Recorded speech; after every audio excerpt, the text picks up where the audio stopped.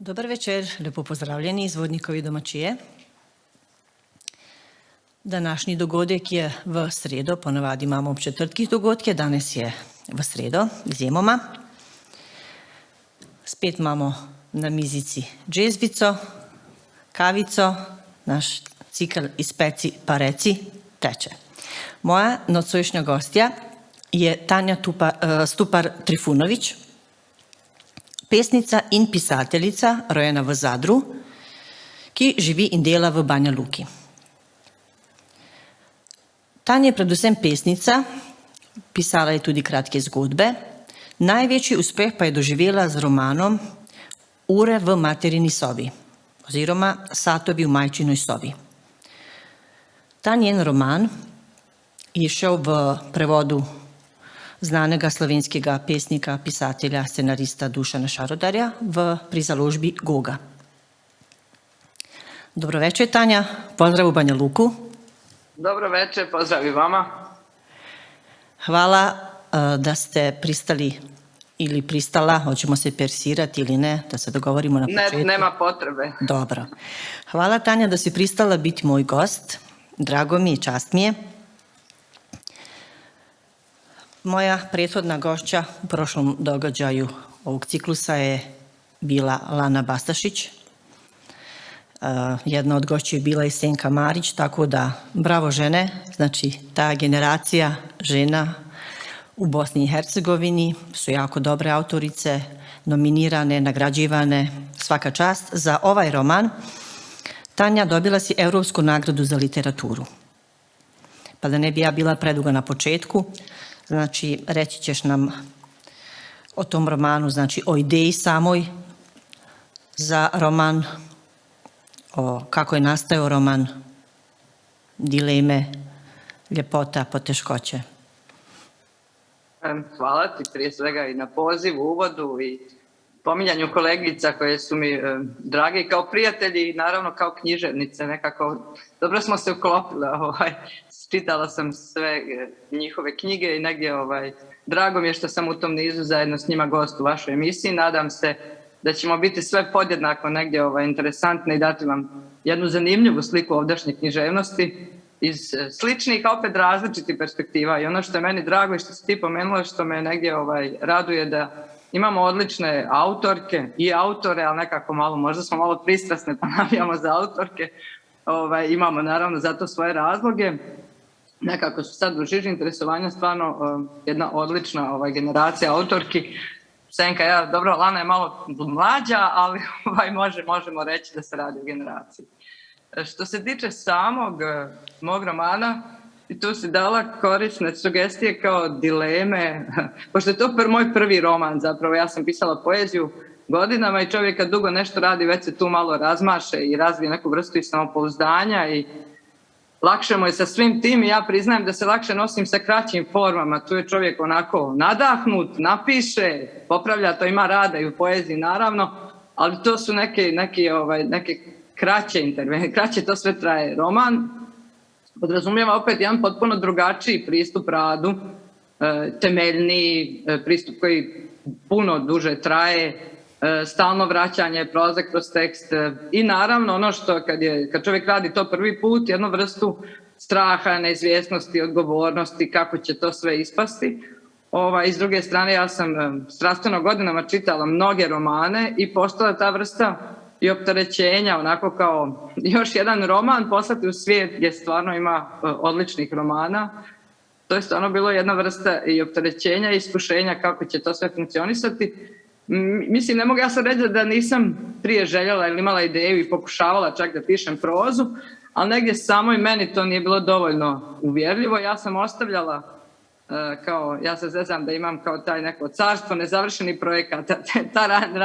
Raniji prozni pokušaj su završavali u tim nezavršenim projektima.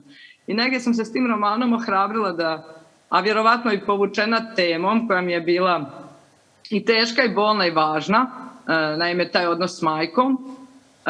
Bilo mi je važno da je iznesem i da je napišem do kraja i negdje me i ta tema gurala, kažem opet, nekad je bilo teško i bolno, ali me gurala da dođem do kraja tog romana. I tako da na kraju, eto, pojavio se roman i ispalo je sve mnogo bolje i ljepše nego što sam ja očekivala, jer stvarno je bilo puno straha i neizvjesnosti oko tog prvog romana. Negdje sam pročitala, mislim da je jedan slovenački kritičar mlađi napisao da je, znači čitav ovaj roman čita se kao poezija, da ga nije jednostavno čitati, da ga trebaš znači živjeti i disati, jer se radi o preplitanju više misli, više priča. Znači to je, da kažem, ovima ljudima, publici koja nije još čitala, to je roman o odnosu majke i kćerke, odnosno majki i kćerki. Znači, zanimljiva mi se čini rečenica, pošto ja imam ovdje roman na slavinskom jeziku, reći ću na slavinskom, pročitat ću još poslije par pasusa, kaže: "Nihče si ne more biti sočasno tako blizu in tako oddaljen, znan in neznan kot mamin hčerke." To je jako zanimljivo, znači taj odnos majke i kćerke. Šta u stvari u tom romanu, šta kćerka zamjeri majci? Odlazak, nedostajanje, šta sve zamjeri ona svojoj majci? Pa ta rečenica je negdje pokušala onako djelimično, možda bi mogla i za neka vrsta mota, obuhvatiti tu dilemu i nelagodu i potrebu istovremeno da stalno preispitujemo taj odnos sa majkom. Zapravo nekako je kao majka stoji na početku našeg svijeta i života i ta moja junakinja se nalazi u nekoj vrsti sredine, kako bi rekla, između odnosa sa sopstvenom majkom i negdje odnosa sa kćerkom. Znači ona je već i u ulozi majke i sama, a negdje umire njena majka i ona preispituje svoj odnos s majkom i negdje taj gubitak majke zapravo gura u to preispitivanje njihovog odnosa, jer sada je to nedostajanje koje je trajalo cijeli život je sad konačno i ona sad preispituje to kako je počelo, zašto je počelo, kakav je bio stvarni život njene majke, jer ona negdje shvata da ona ima tu sliku svoje majke, kao što svi imamo negdje to što nam majka daje, brižnost, ljubav, pažnju, ali negdje joj se čini da naslućuje njenu ličnost iza tog svega i intrigira je kakva je ona bila kao ličnost, misli se kao ličnost mimo uloge majke i šta je to što je njena majka krila od nje, kakav je to bio život, šta je to što je njenu majku guralo u neku vrstu depresije, depresivnih obrazaca ponašanja. Ima jedna od stvari koja se preispituje kroz roman je upravo to koliko žene potiskuju ne samo depresiju i depresivna raspoloženja da bi negdje igrale tu ulogu majke, supruge ili uloge u svojim životima, nego koliko potiskuju negdje same sebe, svoju ličnost, različite dimenzije svoje ličnosti, a sve nekako u službi tih uloga. Naravno, to sve ima negdje svoju cijenu po samu osobu. I to sve stvari koje su mene zanimale i ovako sad ja to hvatam sa svih strana, ali pokušavam negdje dati neku sliku šta je to što sam htjela možda i samoj sebi, naravno, a i čitaocima predočiti kroz tu knjigu i što je ono što me zanimalo. Naime, mene inače u pisanju zanimaju ljudski odnosi, možda oni najbliži ljudski odnosi, one sfere međusobnih odnosa gdje je teško zadirati zato što smo nekako i preosjetljivi i previše bliski, a istovremeno baš, makar kod nas u našim balkanskim porodicama postoji ta, a vjerujem i inače u porodicama, ta sklonost negdje da krijemo jedne od drugih loše stvari, bolesti, neraspoloženje, pogotovo djecu da štitimo od toga. I onako sve te stvari sam ja htjela da podižem kao kad ono ima puno nekih slojeva ili kutija, pa unutra ima još jedna i još jedna. Sve su me te stvari zanimale da vidimo šta je iza i kakvi se sve kriju odnosi, osjećanja i relacije iza tog prvog, kao odnos majka-ćerka, pa onda šta se sve tu dešava. Naravno i ostali likovi to kroz roman priče paralelno nadopunjuju jedna drugu. Negdje kako sam ja studirala nekad i završila književnost, malo je ostalo i te moje opsjednutosti književnošću i drugim knjigama, pa ima jedan dio romana gdje se negdje hvatam i ti književni paralela i koje uplićem u sopstveni tekst. To je neka moja vrsta onako obsesije. Nadam se da neće biti viška čitaocima, ali to mi je isto bilo zanimljivo. Zanimljivo je bilo i kroz književnost preispitati te ženske likove i njihove odnose. I mislim kako su se i pisci odnosili prema njima i kako bi zapravo te junakinje odgovorile kad bi one imale pravo na neku vlastitu intervenciju u stvarnost. Znači, negdje sam htjela da preispitam taj odnos književnosti i stvarnosti. Sad to je ovako puno stvari, odjednom staću ovdje da, ako sam nešto propustila, slobodno. Čitajući, znači ja sam baš podlačila u školi, u knjigama kad učiš za ispit, tako divnih rečenica ima, recimo ovaj dio gdje se kaže da su mame ludi klovnovi, znači da majke izbrišu polovinu ženske, da ostanu samo majke. Znači, tako nekako počneš se pitati da li je to znači majčinstvo, da li je to teret ili je to blagoslov. Znači, većina žena će pred svima reći da je to blagoslov. Rijetke će priznati da je to nekad i teret. Medalja ima dvije strane. Da. Recimo, zanimljivo mi isto to, balkanske žene nekako mi mislimo o sebi i što drugi misle o nama, znači istovremeno nekako jake, ali i slabe, znači jake, moćne, snažne, ali i slabe i sa tim okovima tog patrijarhata. Znači ima jedan jako lijep pasus, obilježila sam na 79. stranici ovdje u prevodu, pa bi pročitala na brzinu, mislim da imamo toliko vremena. Tukaj zgodovina ne obstaja, čeprav vsi govorijo o njej. Obstajajo bolečina, trpljenje in smrt. In ljubezen, ki boleče premaga vse in ki si jo ženske kot drobno rano predajajo druga drugi, prav tako kot sanje, v katerih čuvajo vso lepoto in vso žalost sveta. Mi smo ženske brez rodoslovnega drevesa. V primerjavi z nami imajo še psi boljši pedigre. Ne sramuj se tega. Med hojo se rojevamo, ko gremo mimo 2 požganih hiš in 2 izgubljenih ognjišč. Tam, kjer si niti živali ne bi napravile doma, so si spletale gnezda te drobne ženske, naše prednice, katerih imen nihče več ne pomni, niti mi, njihovi potomci.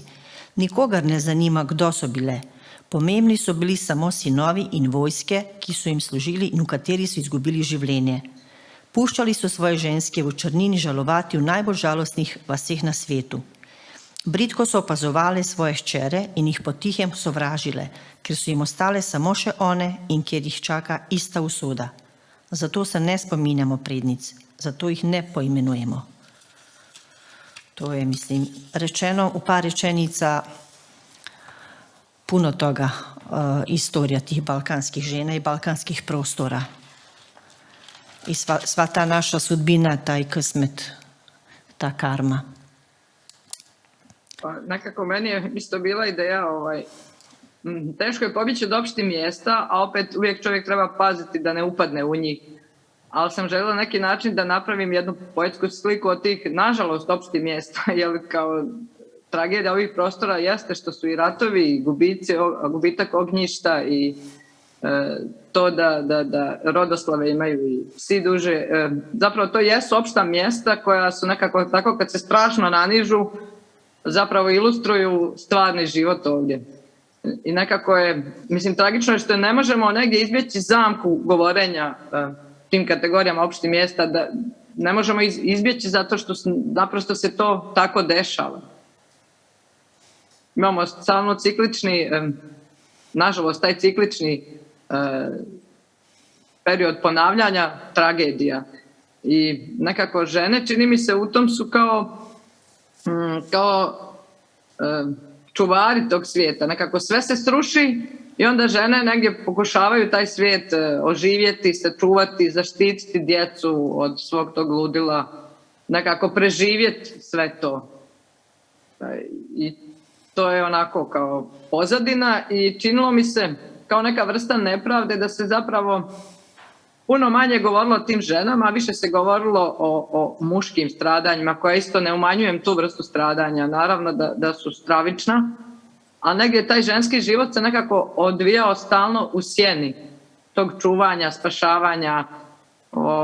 I ono što me zanimalo je kako ne samo ta vrsta tragike ženskog lika, nego šta se odvija unutar tih žena. I ono što si ti primijetila, kao to sam ja primijetila kad sam proučavala, gledala svoje pretkinje, bake, kao zadivilo me u stvari koliko god mi doživljavali žene kod nas kao krhke, da su one zapravo jake, da su one mnogo jače od mojih muških predaka, da su zapravo one ti stubovi porodice i neko ko je u stanju da iznese puno više stvari nego muškarci. I vjerujem da u puno porodica, kad sam razgovarala sa kolegicama, kolegama, često se dešavalo da su žene zapravo nosile te porodice, da bi muškarci se slomili, ne znam, od svog tog ili tragizma istorije, ili nemaštine, alkohola, a negdje su te žene vukle to sve i odgojile tu djecu. Kakva ti se recimo čini lično o tebi, pošto živiš u Banja Luci, trenutno situacija, uloga žene, uloga majke? Da li ova novija, znači mlađe generacije, da li će se uspjeti nekako izboriti za bolji položaj, za veće poštovanje? Pa, ja s jedne strane imam jednu vrstu optimizma i onako kao kad gledamo k sebe, čini mi se da se žene jesu izborile za to, ali sa druge strane mi imamo tu sklonost da stalno, kad svaka kriza nekako gura opet više žene u tu ulogu, u patrijarhat i negdje se i sam rat je vratio stvari unazad i onda kad se stvari opet malo poprave, imamo taj problem da kod nas se nekako želi ženu zarobiti, zadržati u toj ulozi i stalno, makar ja ne ulazim neke iritantne, ne znam, poruke ili stvari, kad se na primjer govori o tom kako treba da se rađa više djece, negdje se to kao neka vrsta ženske krivice kroz medije, kroz propagandu, o tom se govori na taj način. I mislim da su to sve toksične stvari i mogu i sad često u našem društvu raspoznati puno toksičnih stvari u odnosu prema ženi. Tako da nekako kao da postoje paralelno dvije stvarnosti. S jedne strane postoji ostaci i još uvijek prisutna jaka ta toksična, maskulina neka ideja i vizija žene, gdje se nekako potencira ta tradicionalna uloga, a sa druge strane postoje i dosta i osviještenih žena i bolja situacija po žene i sam taj veći stepen ekonomske neovisnosti donosi isto jednu vrstu emancipacije i sigurnosti za ženu, s tim da smo isto mi siromašna društva pa to sve stoji mnogo gore nego u nekim bogatijim društvima. Mislim, složena je slika. Ja ne bih isto rekla samo da je jedno ili drugo. Nekako čini mi se da je sve to isprepleteno. Istovremeno imamo te repove prošlosti i neke nagovještaje bolje situacije za same žene. Recimo, evo sad sam se sjetila kad pričam o tome, ja sam tu 30 godina i kad razmišljam o tome ja ne vidim toliko veliki problem recimo konkretno u Ljubljani, urbanoj sredini, ali imam jednu poznanicu iz Titograda, Podgorice, ili kako već, znači koja ima sigurnu žensku kuću i kad ja čitam njene objave, ja ne mogu da vjerujem da se to dešava znači 2021. 2022. godine, kad čitam znači pisma koje njoj šalju ženi kad ona prepričava u tim svojim objavama telefonske razgovore sa ženama. Mislim, to je kao prije, 200 godina ovdje. Pa dovoljno je medije da pogledamo. Svako malo neko ubije ženu. Ženu i djecu. Najčešće ženu ubije, umlati, premlati. To su jako česte vijesti. I isto, mislim, to je ono što ja govorim da postoje kao paralelna stvarnost. Mi živimo u jednom ambijentu i okruženi s ljudima gdje kao mislimo da nije tako, da je bolje i onda kao dođu, samo čovjek otvori ili medije ili ako se sretne s ljudima koji rade sa ranjivim grupama i sa ženama koje su izložene nasilju, onda vidi da stvarnost uopšte nije se puno promijenila i da ima još uvijek jako veliki broj žena koje su žrtve i porodičnog nasilja i jako je težak na put da se svega toga izađe. Mislim, to nažalost, i sad kad je bio ovaj pokret isto povezan sa ovom glumicom u Srbiji, Milenom. Samo koliko se otvorilo ženskih priča. Mislim, došli smo do one istine, to sam ja stalno tvrdila i pokazalo se tačnim da je sve jedna žena, to tvrdim i sad. Svađala sam se jednom s kolegom, jednim on je rekao da pretjerujem. Ja tvrdim da je sve jedna žena iskusila neki oblik seksualnog ili uznemiravanja ili nasilja, makar nelagode i prelaska njenih granica, to u najboljem slučaju samo prelazak granica, ličnih i uvrede neke, ali da, ali nisu svjesne vjerovatno toga jer se to smatra normalnim. S muške strane komplimentom, da. Najstrašnije što je to normalizovano. Da. Mislim, ja sam sama prolazila te nivoje osvješćivanja. Pričala sam s svojim kolegicama kako mi neke stvari isto nismo razumjele zapravo da je to isto vrsta seksualnog nasilja, ugrožavanja naših prava, prelaska naših granica, vrijeđanja, omalovažavanja. Kao to se sve nekako smatralo kao normalno. Zato što je normalizovano. I mizoginija je kod nas normalizovana. Takav odnos prema ženi je negdje bio normalizovan i sad to je težak i dugotrajan proces osvještavanja. Najprije smo mi same to morali osvijestiti i onda taj proces dok to društvo osvijesti, muškarci, društvo koje nekako čini se kao da mu to i nije u interesu, ili nije zainteresovano da to uopšte osvijesti. Društvo koje je još za feministke, mislim po mom mišljenju i pogrdan izraz za puno ljudi. Tako da to su sve stvari koje paralelno funkcionišu u ovoj stvarnosti. Mislim da tu ima još za žene puno posla i priče i upornosti da istraju, da se govori o tome i da se te stvari osvještavaju i da se stalno govori. Mislim, to je problem što se lako mlađe generacije, ja to i razumijem, negdje te sve stvari uzmaju zdravo za gotovo. Te stvari se jako lako izgube. Svaka vrsta stečenog prava, slobode, jako dugo traje proces da se zadobije, a jako brzo se gubi i lako. I to je negdje zamka o kojoj žene trebaju misliti, trebaju tog biti svjesne. Zato što nije bilo malo perioda kroz istoriju kad smo imali to napred, nazad i pomjeranja. Tako da je jako važno da žene trajno imaju tu vrstu svjesnosti i da ne daju svoju slobodu i svoja prava. Pomenula bih naša generacija, ja sam starija, ali recimo 70, 80. Naša generacija, znači autori koji pišu o svom životu, o iskustvima, nekako većina autora pominje tu rascijepljenost između dva zavičaja. Obje smo doživjele recimo to i u ovom romanu isto to pomenuto i isto tako poslije ću pročitati jedan pasus. Znači, kako si ti to doživljavala tih godina? Pa to isto kao postoji složena slika toga. Čini mi se da se doživljavala u segmentima. Kad se tek desilo, vjerovatno imaš isto iskustvo, pa ne znam, možda si imala sličan doživljaj.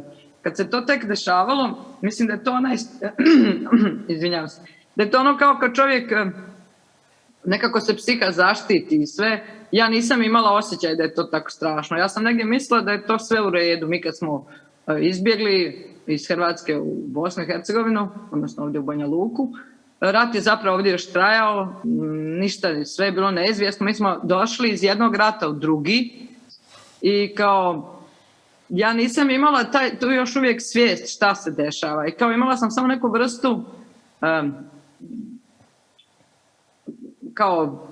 da je sve dobro zato što smo svi živi. Eto, to je moja bila sve super, izgubili smo kuću, ali svi smo živi, izgubili smo svoj zavičaj, ne znam, a to su bile stvari, mene je bilo sramota to ispominjati, jer svakodnevno neko ginuo, ljudi su ubijani, ništa se, kao da živiš u nekom mutnom oblaku, ne znam, i ne znaš šta se sve dešava, samo znaš, puno je smrti svugdje okolo, ljudi umiru, ginu i nekako je bilo i sramno govoriti o gubitku materijalnog dobra, kuće, zavičaja, nečeg.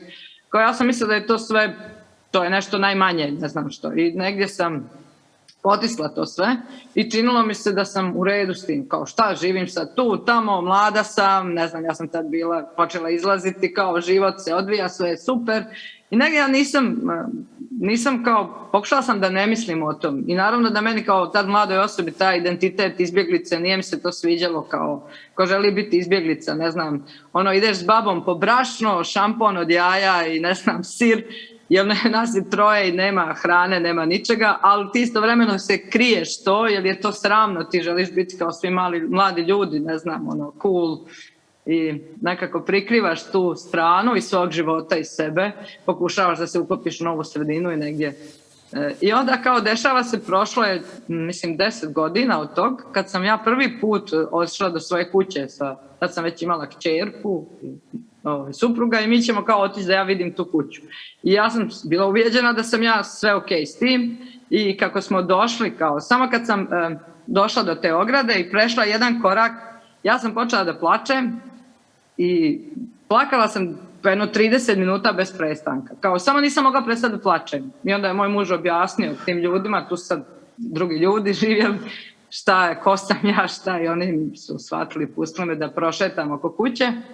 Kao, ja sam tek shvatila tad koja količina bola je bila potisnuta, kao, i koliko to meni zapravo nije bilo u redu i koliko ja u stvari nisam sebi priznala koliko je za mene koliko je bolno bio taj gubitak zavičaja. Naravno, kao se u jednom trenutku spakuješ i nema uspomena, nema fotografija, nema odjeće, dnevnika, pjesama onih što sam pisala, ono kao, sve to kao nema i ti se prihvatiš da nema i taj korak kao samo je vratio sve to što je ne sam ja negdje gurala.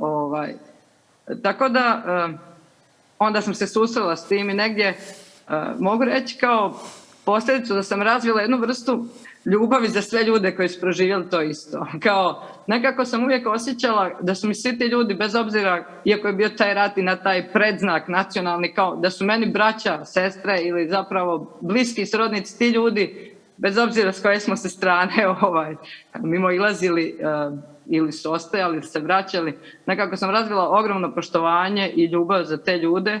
I ono što mi je drago je često da među tim ljudima sretnem više ljubavi, razumijevanja i manje mržnje nego onima koji nisu iskusili rat na taj način. I to je ono negdje što mislim da su ti ljudi morali se suočiti s sopstvenim gubitkom i bolom i negdje su većina, kažem, razvili srećom razumijevanje. Naravno, razumijem i one koji su ostali u nekoj vrsti ljutnje i ogorčenja, ima i toga. Imam razumijevanje i zato što je to sve jako bilo teško i bolno. Da, slažem se sa svime, 100%. Niko normalan nije to želio, naravno. Ja bih pročitala samo jedan kraći pasus.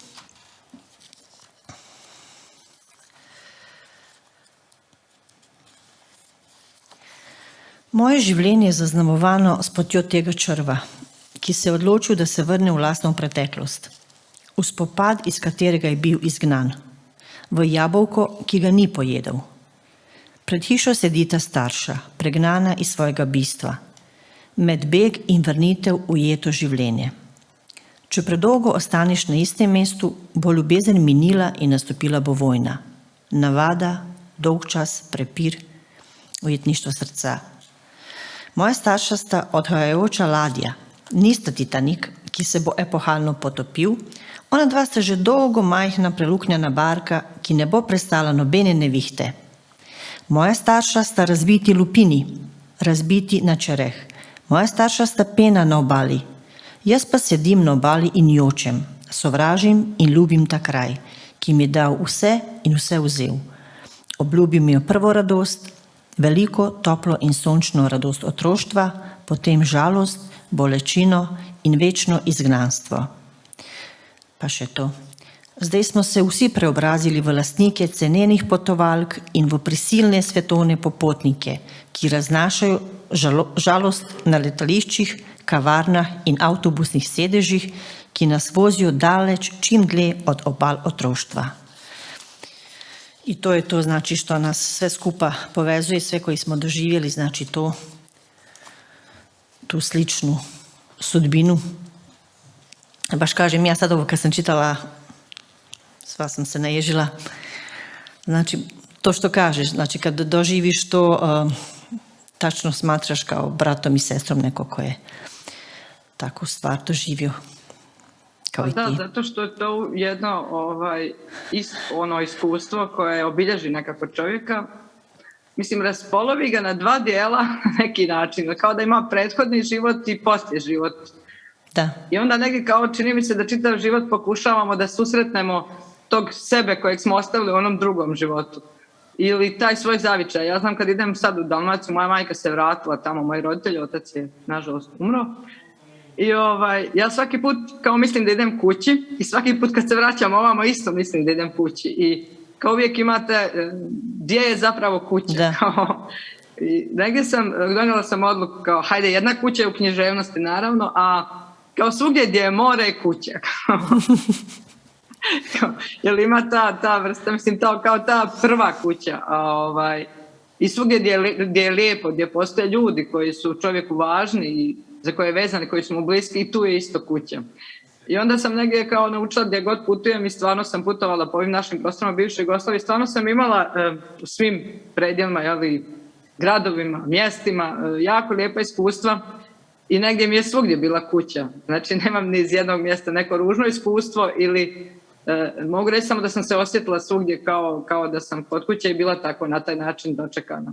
I onda je to čovjeku neka vrsta utjehe, satisfakcije, makar ja biram uvijek da vidim to dobro u ljudima i to, da vidim tu toplinu, ljubav koju nadam se, mislim da će nadvladati ono negativno. Jer negdje to je jedina mogućnost za nas kao ljude, da nekako naučimo da vidimo ljude jedni u drugima. Znam da je to teško poslije svega što smo proživjeli i da smo svi, nažalost, trajno time obilježeni.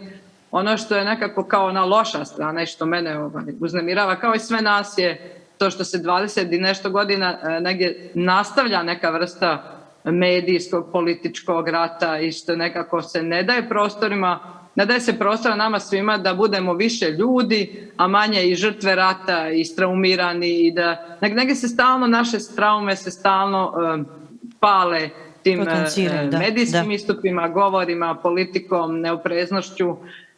Nekako je politika postala kreator svega i nažalost stalno igra na kartu proživljenih trauma i mi stalno, kao da neko stalno pritiska isto to bolno mjesto. Mislim da je to jako teško za sve ljude na ovim prostorima i da je glavni i osnovni razlog zašto ljudi bježe i napuštaju zemlje bivše Jugoslavije. Najviše možda je to Bosnu, Srbiju, Hrvatsku, Bosnu čak najviše zbog tih razloga što je ljudima dosta te vrste života u stalnoj atmosferi rata. Mislim da je to čak gore od ove socijalne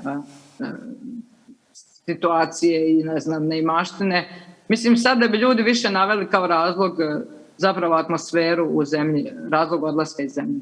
Da, baš s jednim od gostiju prije kad smo pričali, ljudi su rekli da situirane, znači porodice odlaze. Nije to više samo znači za malo boljom platom, malo boljim poslom. Ljudi koji imaju jako dobre poslove, položaje sa kompletnom porodicom odlaze zbog te atmosfere upravo.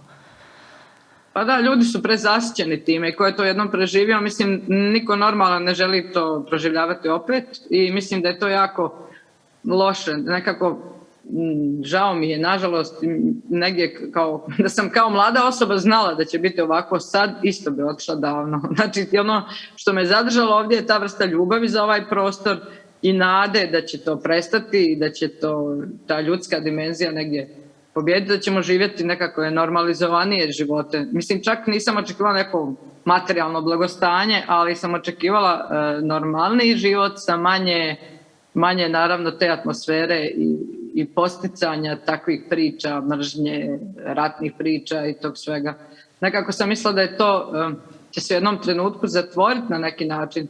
Naravno, ne mislim da je dobro pričati o nekoj vrsti traume koju imamo na ovaj način, ljudski razmjenjujući iskustva, ali ne u smislu i u svrhu propagande i povređivanja i aktualizacije, stalne aktualizacije, negdje zloupotrebe zapravo svih trauma ovdje i strahova ljudi. Mislim da se ovdje jako zloupotrebljava taj strah i da negdje se stalno gura ljude u tu vrstu nelagode i nekog ratnog stanja. To dugotrajno, naravno, za psihu je užasno i to se kod nas vidi, posljedice su, nekako se vidi koliko su ljudi psihički iznureni, nestabilni i umorni od toga. Jer naprosto ne možete živjeti 30 godina u stalnom stanju krize.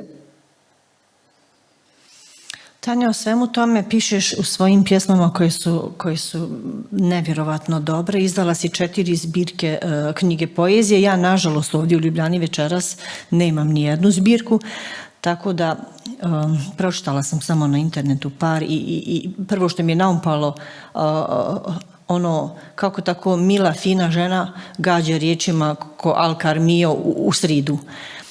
Tako da bi ja tebe zamolila, pošto zaista ja nemam ni jednu od zbirki, da nam pročitaš barem jednu ili dvije pjesme. Evo, naćemo nešto. Super, hvala.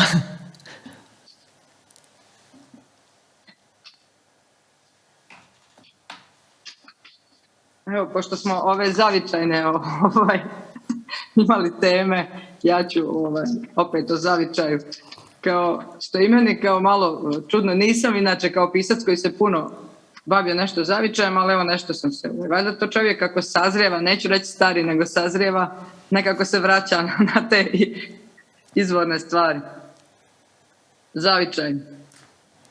Zavičaj je klupko zmija, ujeda opštim mjestima, kamen suncem, truje otrovom iščekivanja, nasilan ispod uzdaha i čežnje, za vinovom lozom maslinom, štapom pritiska glavu otrovnici, šamarom ju je dohvatio po usni, stalno se otvara to mjesto i sipa so po svim ranama o kojima ona ne zna ništa. Poganim ustima rascijepila je zemlju i zavukla se u nju, kuće nesrećnica, uz plot se polegla, zmija je bila, skupila se. Samo se pravi mrtva. Nije on, njen ju je jezik otrovni ubio. Pravda se on pred ljudima. Pljuje u prašinu, gustu pljuvačku u koju se ona plete u ustima. Nikad ga neće ostaviti na miru, zavičaj prokleti. Svaka čast. Evo još jedna iz ovog ciklusa. Izabrala sam ove kraće pjesme. Po vodu.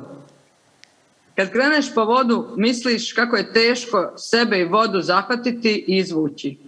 Preko kante prska, naspi još, natovari na leđa, uže povuci i nosi. A to mjesto zvalo se Zmištak. I bio je duboki izvor i smokva je rasla pored. A zmije tad nismo vidjeli. Majčina braća bila su plećata i mlada, a sad ih nema. Nisam voljela to mjesto. Svi su se rano zgurili ka zemlji i majka. Riječi koje je koristila bile su tvrde kao kamen i probočile bi kao udarci. Njena kičma se savijala, ali njena narav nije. Životinje su pitomije, govorila je, dok je posipala so po sivim plohama. Sa njima znaš šta da im daš, šta da uzmeš i koja će im naići glad. Sa ljudima ništa ne znaš. I zato se od njih sklanjam. A toplo je danas. Mogla si otići po vodu. Kaže, dok koze rozim jezicima dugo i uporno stružu so sa stijena. Bravo, Tanja. Svaka čast za poeziju. Evo, rekli su mi da imamo pozdrav od Darka Cvjetića. Pozdravi za Darka, odličnog pjesnika. Odličan pjesnik i divan čovjek. I pisac, romansijer, Pisac, ima puno još dimenzija. da, Ja se uvijek zakačim da. za ovu pjesničku, pošto je Darko stvarno sjajan pjesnik. Sjajan. To je nešto po čemu sam ga najprije susrela. Naravno, sjajan umjetnik u svim segmentima. Bio je moj gost, drago mi je, sjajan pjesnik, znači i jako dobar čovjek. Ja uvijek kažem na svim događajima, ja imam sreću da imam i divne umjetnike i divne ljude i to mi je vrlo važno. Ovako sad bi spomenula, pročitala sam jedan jako dobar intervju sa Antonelom Marušić, gdje se spominje novi roman. Taj novi, Otkako sam kupila labuda. To je priča o odnosu od ljubavi studentice i bibliotekarke u zrelim godinama. Znači, ja ne znam kad je objavljeno, je li roman izašao iz štampe? Jeste, roman je izašao 2019. Da. Izašao je 2020. u Hrvatskoj isto, a 2019. u Srbiji. Da, jer To su već 2 izdanja. u Sloveniji vjerojatno nije još preveden. Nije u Sloveniji, nadamo se da hoće. Nadam se da će biti preveden. Znači, kako je ta tematika, kako je prihvaćena u toj sredini? Pa sad isto sam, sa svakim romanom ima jedan nivo dilema. Ovaj roman sam nekako napisala puno lakše nego prethodni, ali imala sam tu vrstu straha i nekog izazova koji sam stavila pred sebe, negdje mi je bilo važno da i pored te teme za koju sam znala da će postojati jedna vrsta reakcije, negdje da nagovorim ljude da pročitaju roman bez predrasude ili da se povežu s mojim junakinjama, negdje tokom čitanja zanemarivši tu dimenziju da su one dvije žene u ljubavnom odnosu. Sad, zašto mi je bilo važno i da stavim to i da ovi dok čitaju zaborave? Mislim, kao zvuči kontradiktorno. Mislim da to jeste važna tema, kao što su važne i sve teme negdje koje govore o stvarima koje su kod nas još uvijek kao na neki način pod nekom vrstom tabu. Naravno, u književnosti nisu. Ja uvijek kažem da je nekako nemoguće književnosti toliko sve teme su obrađene i dotaknute od samog postanka prvih pisanih radova do danas. Nekako sve za književnost je staro, tako da ja kao nekadašnji student književnosti sebi nikad ne pripisujem tu ono što vole napisati na izdanjima knjiga, novo, originalno, tabu tema. To zapravo kad čovjek malo samo poznaje književnost, ništa ne stoji i sve su teme već tu i ta tema je već tu i jako je tu u našoj književnosti, što ljudi ne bi vjerovali, ali jeste, ne samo u svjetskoj nego i našoj. Ali danas kao mi nekako dignuvši negdje zavjesu ili zastor sa te teme pod utjecajem zapada i priče o ljudskim i pravima i slobodama i seksualnim i onda se kao mi to sad kao da tek otkrivamo. Zapravo i ta tema i ta vrsta ljubavi je trajno kod nas tu. I ono što je meni bilo zanimljivo je na neki način preispitati tu temu i kroz književnost, a i kroz taj odnos naših ljudi zapravo. I negdje sam se bojala da će odbaciti roman iz dva razloga.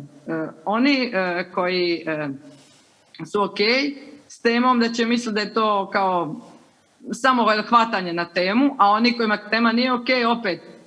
Negdje sam htjela da izbjegnem te zamke i da ljudi čitaju roman bez predrasude, kao priču o dvije junakinje. I nekakve reakcije sad ima već je to vremena su takve da su ljudi, i s čim sam ja jako zadovoljna, su zapravo u većim dijelom bez predrasudno pročitali taj roman. Ja sam imala jako dobre reakcije, dobre u smislu što čini mi se da sam probudila ono što sam htjela, a to je razumijevanje ljudima. Kao što smo pričali za ovu priču o izbjeglicama, o toj poziciji drugog, ono što je meni važno jeste probuditi razumijevanje. I u onima koji se mogu poistovjetiti i onima koji su potpuno suprotni od tog i kojima je tema pomalo možda i odbojna i stvara vrstu otpora. Ono što mi je važno je ako barem malo mogu pokrenuti neku vrstu razumijevanja, komunikacije, makar preko tih junakinja i razgovor sa samom tom idejom i mogućnošću. Zato što opet mislim, to je sad moj lični stav, nema veze koji ne mora se nekako kroz knjige. Ja uvijek mislim da je važno nekako mu čovjeku pokrenuti otvorenost, da on nešto, da se otvori za situaciju, za drugog čovjeka, za mogućnost i da je, za mene je to smisao književnosti, da uvijek nekako otvara, a ne zatvara stvari. Nekako kad smo otvoreni, mi onda doživljavamo život kakav se odvija u tom trenutku. Ono što je sad i što je tu, mi nekako doživimo autentično. To je zapravo za mene stvarni život i stvarno iskustvo. Sve ono što je prerađeno bilo kakvom ideologijom, predstavom, idejom, objašnjenjem i samo pokušaj da objasnim to, već je negdje udaljavanje. Znači, otvorenost da negdje doživimo to što je ili u tekstu, ili pred nama, ili drugu osobu je nešto što onako mene, ne znam, opsjeda kao osobu i što volim da proizvedem taj efekat svojim tekstom, negdje da ljude otvaram ka ideji, ka tom što piše, ka osjećanjima koja su mi važna i koja stavljam u te knjige i negdje nadam se da to funkcioniše, mislim, kao kako su, kako je jedna pa druga pa naredne knjige, ja sam malo hrabrija kao, zahvaljujući upravo tim reakcijama čitalaca koje su mi jako značajne i koje su stizale do mene i koje su mi neka vrsta ovako podrške i ohrabrenja i mislim kao zvuči kao fraza, ali nije stvarno je važna je ta reakcija običnih, pod navodnike običnih čitalaca, ne mislim sad na kritiku, nagrade, nego baš ljudi koji čitaju knjige i nekako vam kažu kako su oni to doživjeli, šta je u redu, šta nije u redu. I mislim da je to dragocjeno za svakog pisca, za svaku narednu knjigu i za njegov daljnji rad u književnosti. Jesam li dobro razumjela, ti si radila ili radiš u biblioteci? Da, ja sam bibliotekarka po zanimanju, pošto radila sam dugo kao novinar, pa sad radim kao bibliotekarka, nekako kao, nije baš da se kao pisac može živjeti, pa negdje... Malo ko, nažalost, u regionu. Pa da. Negdje... Da. Koliko se čita u Bosni i Hercegovini? Recimo, meni se čini da se u Sloveniji puno više čita nego u Bosni i Hercegovini. Pa mislim, nemam sad neke primjere, tako ni statistike da bi mogla sa sigurnošću reći ni jedno ni drugo. Ali eto, kolega mi kaže koji drži antikvarnicu da više prodaje knjigu u Hrvatsku nego ovdje, iako ovdje drži antikvarnicu, ali da se ipak prodaju i čitaju knjige. Sad u biblioteci isto mi imamo neko pozitivno iskustvo da ljudi dosta, mislim, upisuju se, čitaju. Sad procentualno, to možda nije neki visok nivo, visok procenat stanovništva, ali u suštini uvijek ima ta jedna negdje prilično približan broj ljudi koji čitaju i zainteresovani su za knjige i književnost. Mislim, ja pokušavam isto i tu imati neki koliko toliko pozitivan ili optimističan pristup.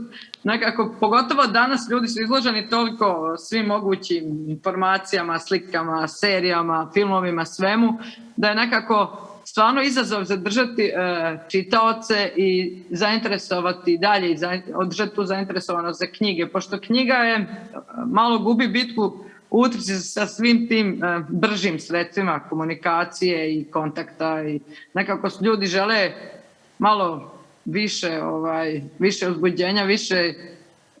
Sad, ja ne mislim da književnost to nema, naprotiv, kao ja mislim da ima i više nego, ne znam, možda čak i više nego film, ali treba razviti jednu vrstu osjetljivosti i sklonosti ka čitanju da bi čovjek to doživio. To je ono negdje gdje je najveći izazov kako pridobiti mlade generacije, kako pridobiti čitaoce da negdje pobjede tu predrasudu da su knjige spore, dosadne, nezanimljive. I tu isto lektira, nažalost, lektira je taj prvi korak na kojem čini se da mi puno gubimo umjesto da puno dobijamo. Mislim da bi ti sadržaji trebali biti više i u kontaktu i sa vremenom i sa mladim generacijama i nekako njih više zaljubiti u knjigu i književnost. To je, zaista se vide rezultati kod dobrih profesora. Kad imaju djeca dobre profesore, kako ih oni zaljube u knjige i koliko ta djeca čitaju. I negdje im otvore tu dimenziju koliko su zapravo knjige zanimljive. Kao sad ovo zvuči kao nekom ko ne voli čitati, kao čuj knjige zanimljive, ali dobri profesori zaista učine čuda. Ja to gledam sad, mislim, i kroz iskustvo i majka sam vlastitog djeteta koja ide, sad je 3. srednje, i kako se to mijenjalo. Zavisno od njenog profesora, odnosno profesorice, negdje ljubav prema čitanju je se smanjivala ili je enormno rasla. I tu stvarno se vidi na djetetu koliko i prije će, sad može se reći kao djetu uloga majke, prije će profesor odigrati ulogu. Svi imamo otpor kad roditelji nešto kao forsiraju. Ja nisam ni htjela previše da forsiram, onako nježno sam, ali vidim da je puno je utjecaj profesora na toj profesorica kako oni usmjeravaju i da li im približe književnost na način koji je njima razumljiv, blizak i koji negdje komunicira s današnjom generacijom. I žao mi je negdje, ja sam isto po zanimanju zapravo profesor srpskog jezika i književnosti, iako radim kao bibliotekarka, ali negdje neka sam i maštala da ću raditi u prosvjeti, ali to se nije desilo.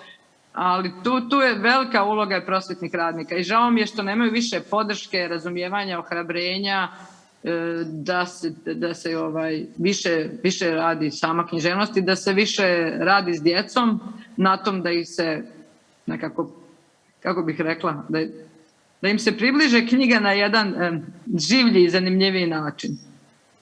Nekako lektira uvijek bude produkt i društvenog konteksta i malo kasni, sporo je i konzervativno i onda je to djeci dosta bude daleko. Nekako lektira puno kasni za vremenom u kojem oni žive. Tanja, ti si urednica časopisa za književnost, umjetnost i kulturu Putevi. Je li taj časopis sad izlazi ili su neke promjene zbog korone ili finansijske, znači je li to aktualno? Nažalost, kao većina časopisa trenutno već dugo ne izlazi i ne znamo da li će promijeniti formu u smislu da bude na internetu. Kao štampani časopis je jako je skup, mi smo imali sve autorske tekstove, časopis izlazi u boji i nažalost to finansijski se nije se moglo izdržati, časopis trenutno ne izlazi. Ja sam u uredništvu Bosanske Bile trenutno i ona kasnije izlazi. Ta sad sudbina časopisa onako danas je prilično neizvjesna i svi imaju iste probleme. Manjak sredstava i negdje ili se gase ili kasne i tako. Ko još mari za kulturu? Da, to je. Nadam se da je u Sloveniji makar malo bolje. Pa teško, nije baš sjajno. Ne možemo se pohvaliti, još plus da zbog ovih mjera, znači kulturni događaji, mislim, sve se promijenilo. Kulturni događaji su prve žrtve COVID. Tako, ove 2 godine, mislim, precrtat možemo za puno stvari, nažalost. Evo, recimo, mi se trudimo ove događaje organizovati, barem preko Zooma, mada bi ja stvarno, iskreno od srca voljela sve vas uživo vidjeti ovdje u Ljubljani, u ovoj dvoranici našoj lijepoj ili na dvorištu, proljeće, ljeto, nadam se.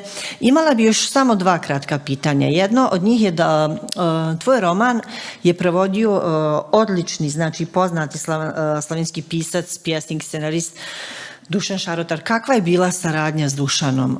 Prijevod je fenomenalno, mislim, nevjerovatno dobar. Kakva je bila saradnja?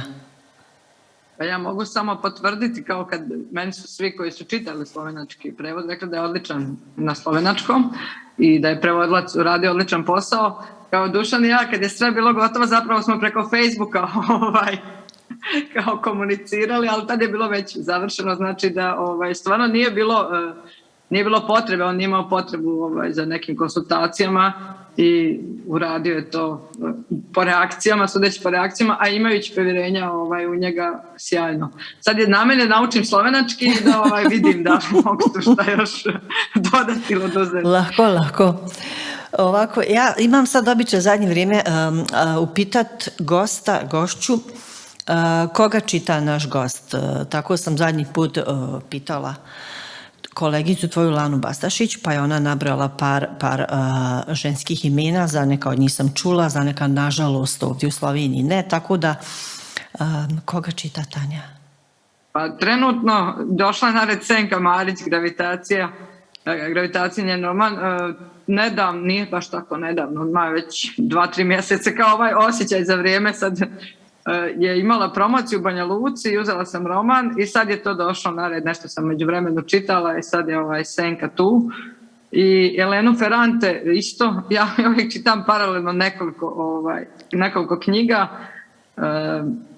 ja sam sad zaboravila kako se ta knjiga tačno zove, uglavnom je to ona knjiga gdje su i intervjui s njom i eseji i sve, jako debela jedna knjiga i zanimljiva, meni se sviđa Elena Ferrante i njen stil i ovi tekstovi, ne samo romani. Tako da mi je zanimljiva i ta knjiga više kao eseistička i negdje mi je zanimljiva zato što sad u toj knjizi ima pozadina zapravo, negdje kao da upoznajemo život s onu stranu pisca, ne samo kroz junake i dešavanja, nego kako je njen odnos, njena razmišljanja i na ono kako su nastajale knjige, tekstovi. Mislim, jako intrigantna, da dobro ima ta intriga, oko nje se ne zna ko je zapravo Elena Ferrante, to je pseudonim, ali to mi nije toliko zanimljivo koliko mi je zanimljivo njeno razmišljanje generalno, nekako mi je blisko i sviđa mi se način na koji ona to interpretira. Ova sva intriga oko toga ko je, samo mislim da je super se tog dosjetila, da nekako se, da ima tu vrstu intimnosti i prostora, srećom je to kod nje uspjelo, da može da piše i da bude nekako zaštićena i od medija i od pretjeranog tog trošenja u javnosti i od nekako ima tu vrstu slobode što je danas odlično i što je jako teško danas postići piscu, zato što je naprosto tako vrijeme kad je sve marketing, pojavljivanje i kod nje to nekako super funkcioniše, a ne znamo ko je. Tako da se ja kao potajno želim da tako živim, kao sjajno. Što se tiče tog književnog dijela, ne znamo. Kao dobro je to, dobro to funkcioniše. Ima svoj mir za stvaralaštvo, a sa druge strane knjige su jako prisutne, prodane, čitane, ima prostora da se zaista bavi književnošću. I to je negdje nešto što mislim da danas piscima nedostaje i književnosti generalno. Književnosti treba i dosada, i dan gubljenje, i vrijeme, i prostor, i nekako i generalno umjetnosti, a toga danas sve manje. Nekako i umjetnost sve više postaje neka vrsta posla, obaveze, nastupa, marketinga, promocija, rada oko promocije, ako vas nema u medijima, ako nema kritika, kao da knjiga nije izašla. I sve to kao ima svoju funkciju i mnogo je teže i više iscrpljuje čovjek. Opterećenje neko.